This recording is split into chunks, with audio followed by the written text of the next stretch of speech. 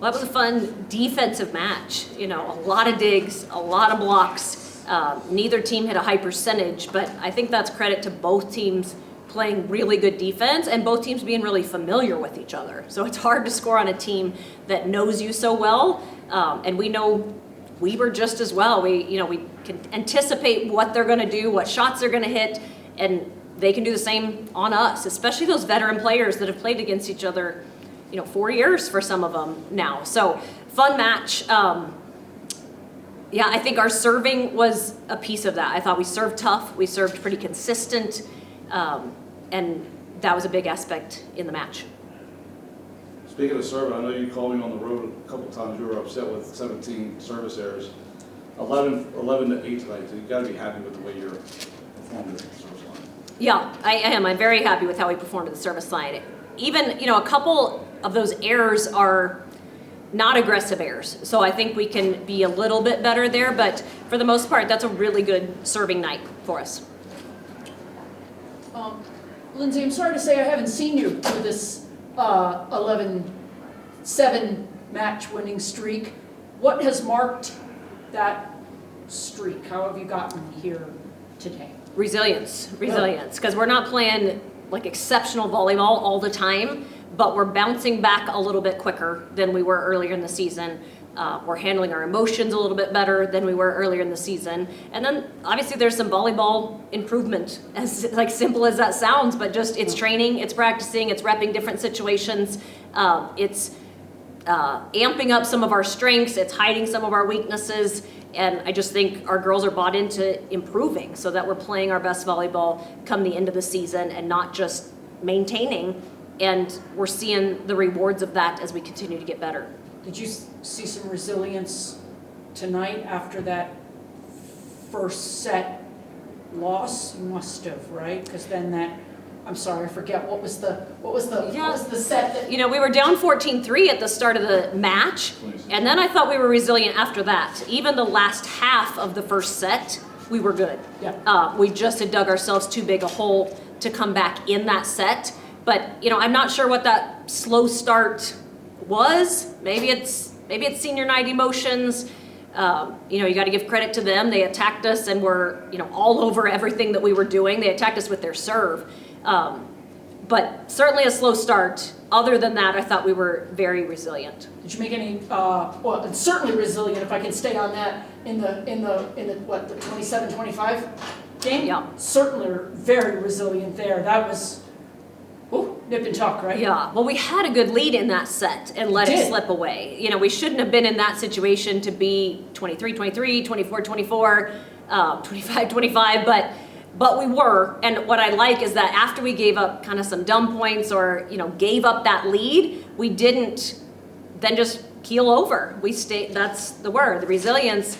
We stayed with it, reset after each point, and were able to win an in-game. How do you maintain that focus in a match or in a set that went almost an hour long? Some of your matches are barely over an hour. Well, I think our players are used to that. I think we train long, we play back to back on the road, we prepare ourselves for that situation. We stay in long drills sometimes so that we're ready for those moments. So I don't know that our players would even be aware. I certainly wasn't aware that it was that long of a set. When it goes deep into sets, we hope they're just loving that moment. And that, that's what we were saying to them in timeouts and to each other is just enjoy it. This is fun. It was a high level match. That 27-25 was an hour long set? It was almost an hour set. Yes. Wow, almost an hour set. This seemed like a high energy match. It was very high energy, long rallies, some long hard rallies. hitting. What do you call that? Long rallies? Yes. It was, like I said, a high level match where we're playing some of our best volleyball. Weaver's playing some of their best volleyball I've ever seen. Some of the digs that they're coming up with were unbelievable. And we just kept bringing it at them, and they, would sometimes make one more dig that was spectacular. And so, one of the key words we kept saying is we just have to outlast them. Outlast them within a rally and outlast them within sets because they were making some phenomenal defensive plays. Michaela was getting some stuff off the floor too. Oh, absolutely. I think Boone had a very good match, had a good feel for the match.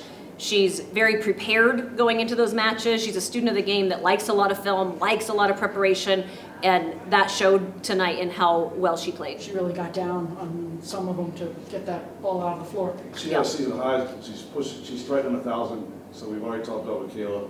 Awesome. Not quite there yet, but what I want to talk about is, over the last half of the season, you talk about building for November.